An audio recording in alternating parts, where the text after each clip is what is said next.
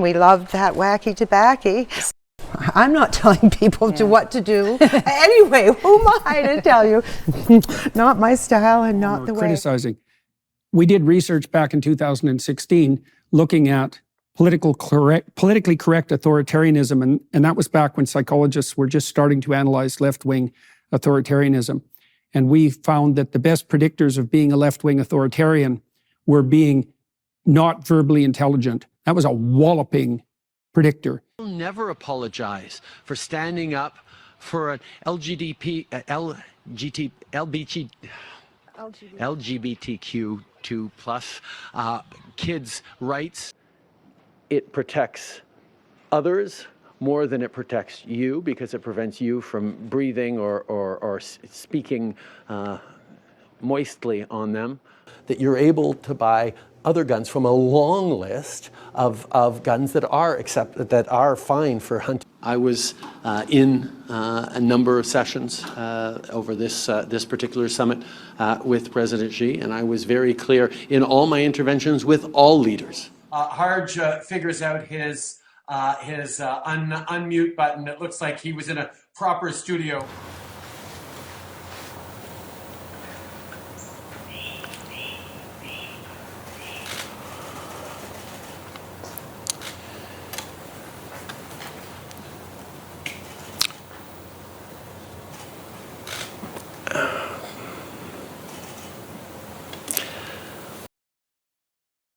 Women now occupy 50% of the seats around our cabinet table. Well, you get elected, and your first act is to make the cabinet 50% women, despite the fact that only 25% of the elected members are female. It's like, okay, you just halved your talent pool. That was a really bad move. You could argue that each of them met threshold. It's like, there's a big difference between threshold and excellent. It was the variable most closely associated with intelligence that I had ever seen, including grades. And so if you're not very bright, the woke ideology is very attractive to you. Poverty is sexist. So then I realized, holy smokes, that's me. And it's not a big one, but it's definitely there. I am dysnumeric. What that means is I have an inability to handle small numbers and little calculations, those easy things that people do so well. I mean, 13 plus 14. 20 time with it means I can't remember telephone numbers.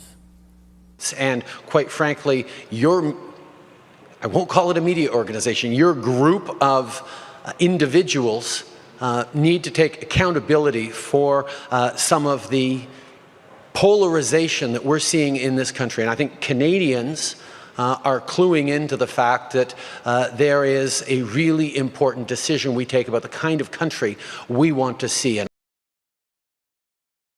But using protests to demand changes to public policy is something that I think is worrisome.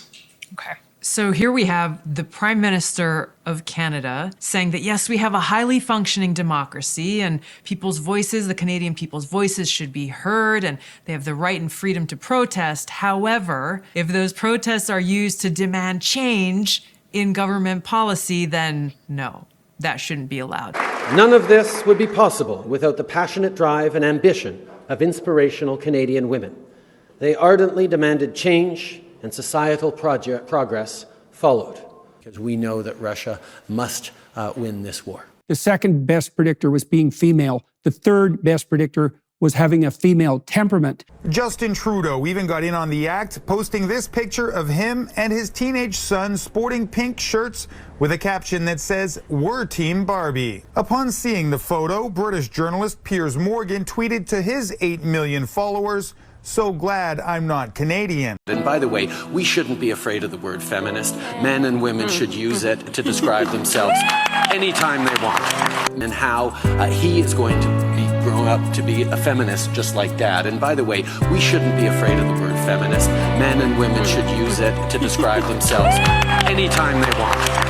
The fourth best predictor was ever having taken a course that had the woke ideology as a portion of it. Or that our policies are too woke. Too woke? Hey, Pierre Poilievre, it's time for you to wake up. Now, we are noting all over the world now that men and women's political beliefs are segregating. And so that's a reflection of the fact that this woke ideology is also a perversion of the basic female ethos. It's the extension of compassion far beyond its relevant domain. And it's an extension as a consequence of pride. So the women who are doing this, there's men who are doing it too, especially those that have a more feminine temperament. The fundamental claim essentially is the world can be divided into victims and victimizers. The victims are like infants. They're always good. They're always innocent. The victimizers are essentially predators. So you can see the feminine ethos in that. The problem with that is when you start to apply it to groups, you completely demolish the presumption of individual innocence. And there's no difference between the demolition of that presumption and the imposition of a totalitarian state. People want to wear a mask. That is okay.